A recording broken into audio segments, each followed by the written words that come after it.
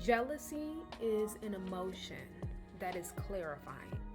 The purpose of jealousy is to aggravate and activate the suppressed desires in our shadow.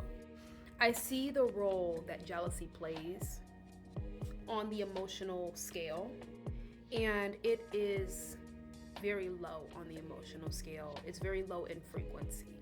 Because it is a low frequency emotion, there is a lot of harm and a lot of demonic activity that operates through jealousy. Is the emotion itself demonic? No. But someone who operates in a jealous space, primarily, like it's their primary state of being, they are more open to entities moving through that person and operating through that person. So a lot can be done through jealousy, and a lot of demonic assignments can be taken out and carried out through jealousy. Jealousy is really meant to uncover, unveil, clarify, and activate hidden parts of the shadow, things that are being suppressed, things that are being judged, things that are being put away because there are fears or limitations surrounding it. And when you are someone who activates a lot within people, whether that be inspiration, whether that be jealousy, whether that be hidden desires, whatever it is, and you are the person that you are the activator, one thing you have to understand is that, especially when you can read energy, it's like I can feel when people are trying to work through jealousy. Like I can feel when they're working through what they are feeling toward me. And I truly in my heart believe that no one ever wants to feel jealous. Like no one ever wants to deal with that. No one ever wants to feel that way about another person. There's a lot of shame that is involved with jealousy. There's a lot of it's a very low frequency emotion. So it really operates alongside shame. It operates alongside depression. It operates alongside anger. So in the book Asking It Is Given, there's an emotional scale, right? And jealousy is like third from the bottom, but right at the bottom there's like fear, right? There's despair, there's powerlessness, there's hopelessness, right? So jealousy is operating alongside these other emotions. And a lot of times when people are in those emotions, they're not only experiencing jealousy, but they're also experiencing depression. They're also experiencing anger, resentment, despair, powerlessness, hopelessness. Like they're also working through all those other emotions alongside jealousy. And once you realize, right, that you are the object of the jealousy, you are the person that is on the receiving side, and you understand human emotions, you understand how emotions can be healed and transformed, you have to understand that once someone is jealous of you, once you are the object of jealousy, once someone feels intimidated by your growth or intimidated by how you are expressing yourself in the world or whatever things that you may be attaining, there is no amount of healing that someone can do to become unjealous of you. There is no amount of shadow work, no amount of healing, no amount of transmutation work that can make someone unjealous of you. Once the jealousy is there, jealousy is like a green demon that only grows. And the only way to shrink jealousy is if you shrink. So if someone suddenly becomes unjealous of you, it's because some change that you've undergone is now suddenly making you palatable to that person, right? So if someone was jealous of you and then you go through a physical change that makes them not jealous of you. So if someone was jealous of you being small and you gain weight, suddenly they're not jealous of you because the thing that they were jealous of is now gone.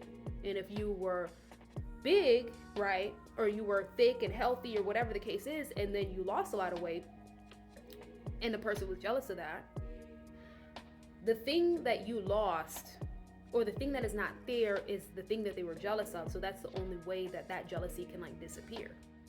So the only way that someone can like heal the jealousy and stay around you, stay in your energy, stay seeing you on social media, stay seeing you at your job, or stay seeing you wherever you are visible to them, the only way that that jealousy can shrink is not through shadow work. It's not through healing. It's not through transmutation.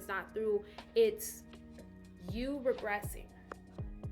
So if you don't plan on regressing, if you only plan on getting better, you have to recognize that people's jealousy can only grow. When someone starts to show signs and displays behaviors that they are uncomfortable with your growth, you have to understand that there's a threshold. There are people in your life, friends, family, people who have seen you at the beginning of your journey, right? People who have been rocking with you for a long time, people from your hometown, whatever the case is. There's a threshold that every person has in which they are okay, that they get the amount of growth that they can handle with you, right? And once someone starts to reach that threshold of like not being able to handle a certain amount of growth from you, you have to understand that you have reached the end of the journey with that person.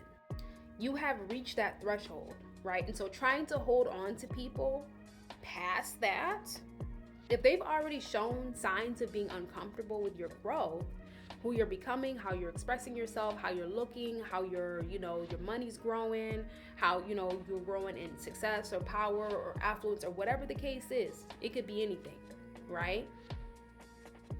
They have reached that threshold. You have reached the end of the journey with them. Now, the only way that you haven't reached the end of the journey with them is if you plan on regressing. If you don't plan on regressing and moving backwards, it's it for that person. That's it. That the journey is over. You have to identify the journey is over.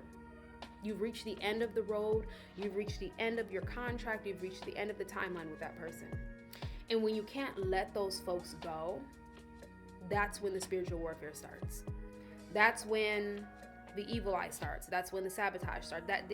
There's so much that happens when you hold on to connections past the point of the threshold that they can see you growing in. People you've outgrown, people will show you when you've outgrown them. You can outgrow people emotionally, right? And the thing about it is sometimes it's hard to outgrow people because it then makes you feel like you're looking down on them or something, and you're not, right? It makes you feel like you're switching up on them, and you're not, right? But the thing about it is as you grow and as you change, the people around you change. People are not, sometimes they've been jealous the whole time, and all it took was a little bit of growth for that green demon inside of them, the green little monster, to grow. Or it could be like a newfound jealousy or something like that, right? And even if it's rooted in despair and depression, there are other things at play. It's very important to remove those people because you don't want anyone in your energy that is uncomfortable with your growth, right? Because you want to keep your energy clear. You want to keep it's alchemy, right? You get to the point in your alchemical process, and I'll talk a little bit more about alchemy on here, but you get to a point where you're in your distillation phase. The distillation phase is right before the final phase, which is coagulation. The distillation phase requires us to think about distilling water. It's a slow process, it's tedious, but it's removing all the toxin. That distillation phase is necessary. It's a necessary step in the alchemical process. And if you are unable to distill energies that are toxic and harmful in your life, you actually stunt your own process to where you don't ever reach that full completion that you're looking for. And I think a lot of people get caught up here.